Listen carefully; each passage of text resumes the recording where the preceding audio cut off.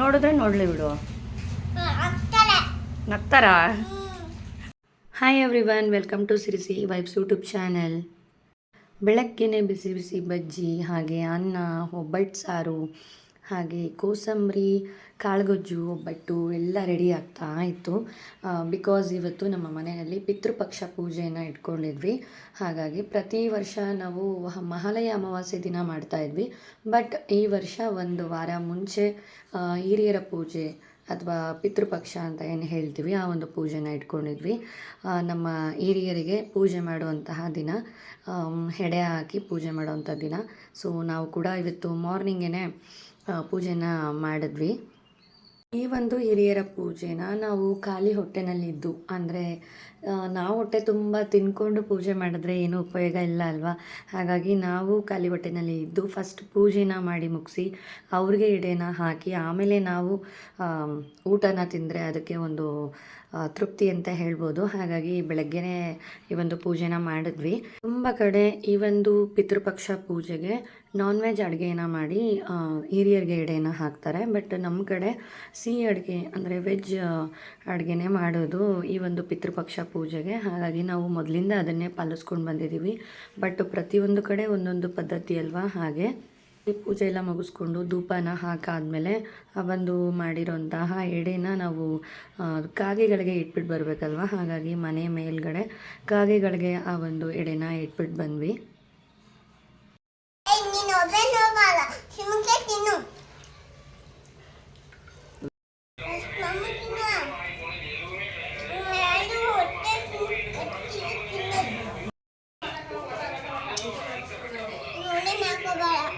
ಯಾಕೆ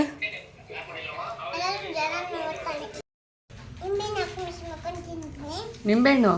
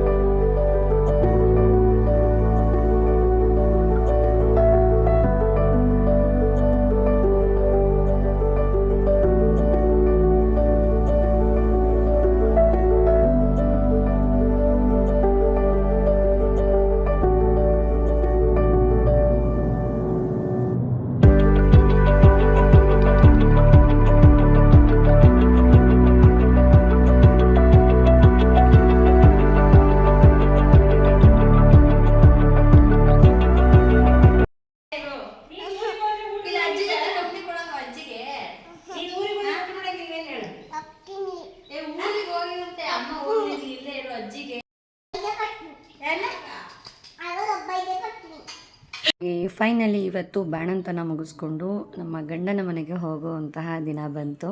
ಸೊ ಇವತ್ತು ನಾವು ಕೂಡ ಹೊರಡಬೇಕಾಗಿತ್ತು. ಹಾಗಾಗಿ ನಮ್ಮ ಅಕ್ಕಪಕ್ಕದ ಮನೆಯವ್ರಿಗೆ ಹಾಗೆ ಗೊತ್ತಿರೋರಿಗೆ ಹೇಳ್ಬಿಟ್ಟು ಬರೋಣ ಅಂತ ಹೇಳಿ ಹೋಗಿದ್ವಿ. ಹಾಗೆ ಅರಿಶಿನ ಕುಂಕುಮ ಎಲ್ಲ ಈಸ್ಕೊಂಡು ಸೊ ನಾವು ಕೂಡ ಮನೆಗೆ ಹೊರಟ್ವಿ. ಸಿಹಿಗೆ ಇವಾಗ 11 ಮಂತ್ಸು, ಆಲ್ಮೋಸ್ಟ್ 1 ಇಯರಿಂದ ನಾವು ಅಲ್ಲೇ ಇದ್ದು. ಆ್ಯಂಡ್ ಅದೇನಾಗುತ್ತೆ ಅಂದರೆ ಅಕ್ಕಪಕ್ಕದ ಮನೆಯವ್ರ ಜೊತೆ ಹಾಗೆ ನೈಬರ್ಸ್ ಜೊತೆ ನಮಗೆ ಆ ಒಂದು ಒಡನಾಟ ಇರುತ್ತೆ. ಆ್ಯಂಡ್ ಮನೆಯಲ್ಲೂ ಕೂಡ ಅಷ್ಟೇ, ಅಮ್ಮ ಮನೆಯಲ್ಲಿ ಎಲ್ರಿಗೂ ನಮ್ಮ ಅಣ್ಣ, ಅಪ್ಪ, ಅಮ್ಮ ಹಾಗೆ ನಮ್ಮ ಅಣ್ಣನ ವೈಫು ಎಲ್ಲರ ಜೊತೆ ಮಕ್ಕಳು ಕೂಡ ತುಂಬ ಎಂಗೇಜ್ ಆಗಿರ್ತಾಯಿದ್ರು. ಅವ್ರ ಜೊತೆನೇ ಜಾಸ್ತಿ ಟೈಮ್ ಸ್ಪೆಂಡ್ ಮಾಡ್ತಾಯಿದ್ರು. ಫ್ರಮ್ ಮಾರ್ನಿಂಗ್ ಟು ನೈಟ್ ಅವ್ರ ಜೊತೆ ಆ ಒಂದು ಡೈಲಿ ರೊಟೀನ್ ಅನ್ನೋದು ನಡೀತಾ ಇತ್ತು. ಬಟ್ ಇನ್ನು ಮುಂದೆ ಅದು ಬದಲಾಗ್ತಾ ಹೋಗುತ್ತೆ. ಅಂದರೆ ಈಗ ನಮ್ಮ ಮನೆಗೆ ನಾವು ಹೊರಡ್ತೀವಿ, ಆಗ ನಮ್ಮ ಒಂದು ಡೈಲಿ ರೊಟೀನು, ನಮ್ಮ ಒಂದು ಲೈಫ್ ಸ್ಟೈಲು, ಸೊ ಮಕ್ಕಳ ಒಂದು ಎಂಗೇಜ್ ಆಗುವಂಥದ್ದು, ಸೊ ಎಲ್ಲನೂ ಬದಲಾಗ್ತಾ ಹೋಗುತ್ತೆ. ಆ್ಯಂಡ್ ನಾನು ಕೂಡ ತುಂಬ ಮಿಸ್ ಮಾಡ್ಕೊಳ್ತೀನಿ. ಆ್ಯಂಡ್ ಮಕ್ಕಳು ಕೂಡ ಅಷ್ಟೇ ತುಂಬಾ ಮಿಸ್ ಮಾಡ್ಕೊಳ್ತಾರೆ. ಬಿಕಾಸ್ ಅವ್ರಿನ್ನೂ ಪುಟ್ಟ ಮಕ್ಕಳೇ ಇರ್ತಾರೆ. ಅಂದರೆ ಎಲ್ಲಿ ಹೆಚ್ಚು ಟೈಮ್ನ ಸ್ಪೆಂಡ್ ಮಾಡಿರ್ತಾರೆ ಅಲ್ಲಿ ಒಂಥರ ಅಟ್ಯಾಚ್ಮೆಂಟ್ ಜಾಸ್ತಿ ಆಗುತ್ತೆ ಮಕ್ಕಳಿಗೆ. ಸೊ ಇಲ್ಲೂ ಕೂಡ ಹಾಗೆ ಆ್ಯಂಡ್ ಜಾಸ್ತಿ ಅಟ್ಯಾಚ್ಮೆಂಟ್ ಇತ್ತು.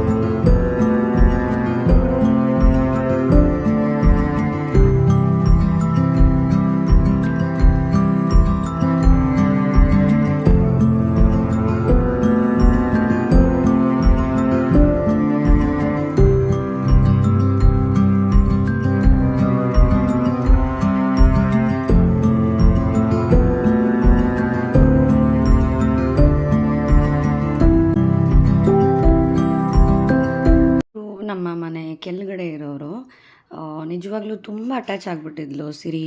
ಅವ್ರ ಜೊತೆನೇ ಜಾಸ್ತಿ ಟೈಮ್ ಸ್ಪೆಂಡ್ ಮಾಡ್ತಾಯಿದ್ಲು. ಮಾರ್ನಿಂಗ್ ಹೋದರೆ ಈವ್ನಿಂಗ್ ತನಕ ನಾವು ಕರೆಯೋ ತನಕ ಬರ್ತಾನೆ ಇರಲಿಲ್ಲ, ಅಷ್ಟು ಅಟ್ಯಾಚ್ ಇದ್ಲು. ಕೂಡ ಅದೇ ಹೇಳ್ತಾಯಿದ್ರು, ತುಂಬ ಮಿಸ್ ಮಾಡ್ಕೊಳ್ತೀವಿ ಸಿರಿನ ಅಂತ. ಫೈನಲಿ ನಮ್ಮ ಮನೆಗೆ ನಾವು ಬಂದ್ವಿ. ಸೊ ಬಂದಿದ್ದ ತಕ್ಷಣ ಸಿರಿಗೆ ಸಿಹಿಗೆ ಇಬ್ರಿಗೂ ಕೂಡ ತುಂಬಾ ಖುಷಿ ಆಯಿತು. ಬಿಕಾಸ್ ಲಕ್ಕಿ ಓಡಾಡ್ತಾ ಇತ್ತು. ಸೊ ಲಕ್ಕಿಯಿಂದ ಇವರಿಬ್ಬರು ಹೋಗ್ತಾಯಿದ್ರು. ಹಾಗಾಗಿ ಅವರು ಕೂಡ ಎಂಗೇಜ್ ಆದರು ಅಲ್ಲೋದ್ಮೇಲೆ. ಸಿಹಿಗೆ ಇವಾಗ 11 ಮಂತ್ಸು. ಸೊ ಮನೆ ತುಂಬ ಓಡಾಡ್ತಾ ಇರ್ತಾಳೆ. ಹಾಗೆ ಲಕ್ಕಿ ಹೋಯಿತು ಅಂದ್ಬಿಟ್ಟು ಸಿಹಿ ಕೂಡ ಮನೆಯಿಂದ ಔಟ್ಸೈಡ್ ಹೋಗೋದಕ್ಕೆ ನೋಡ್ತಾ ಇತ್ತು. ಆ್ಯಂಡ್ ಇಷ್ಟು ಲಗೇಜ್ ತಗೊಂಡು ಬಂದಿರೋಂಥದ್ದು ನನಗೆ ಅನ್ನಿಸ್ತಾ ಇತ್ತು, ಇಷ್ಟೊಂದಿತ್ತಾ ನನ್ನ ಥಿಂಗ್ಸ್ ಎಲ್ಲ ಇಷ್ಟೊಂದಿತ್ತಾ ಅಂತ ನನಗೆ ಅನ್ನಿಸ್ತಾ ಇತ್ತು. ಅಷ್ಟೊಂದು ಬಿಕಾಸ್ ಮಕ್ಕಳು ಇದ್ದಾರೆ ಅಂದಮೇಲೆ ಅವ್ರದ್ದು ಪಿಲ್ಲು, ಬ್ಲ್ಯಾಂಕೆಟ್ಸು, ಅವ್ರ ಆಟ ಸಾಮಾನು, ಸೊ ಅದೇ ಹೆಚ್ಚಾಗಿರುತ್ತಲ್ವ, ಅವ್ರ ಬಟ್ಟೆ. ಸೊ ಹಾಗಾಗಿ ತುಂಬಾ ಥಿಂಗ್ಸ್ ಆಯಿತು, ಜಾಸ್ತಿನೇ ಇತ್ತು.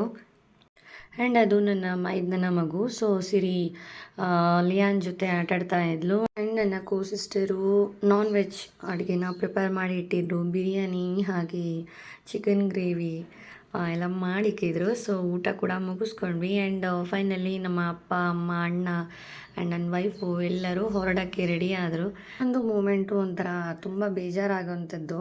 ಬಿಕಾಸ್ ಅಷ್ಟು ದಿನ ಅಲ್ಲಿದ್ದು, ಸೊ ಅವ್ರ ಜೊತೆನೇ ಒಂದು ಟೈಮ್ ಸ್ಪೆಂಡ್ ಮಾಡಿಕೊಂಡು ಡೈಲಿ ರೊಟೀನು ಅವ್ರ ಜೊತೆನೇ ಇರ್ತಾಯಿತ್ತು. ಸೊ ಈ ಒಂದು ಮೂಮೆಂಟು ಒಂಥರ ತುಂಬ ಬೇಜಾರಾಗುವಂಥ ಮೂಮೆಂಟು.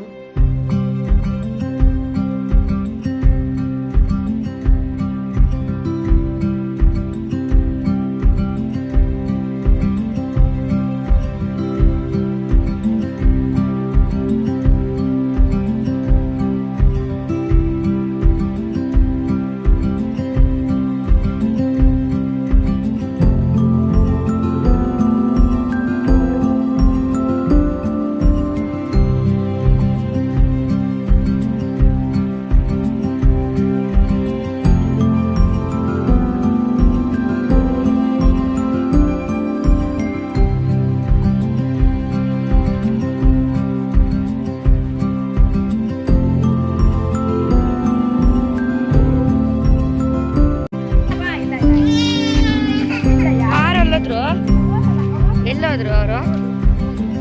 ಎಲ್ಲೋದ್ರು?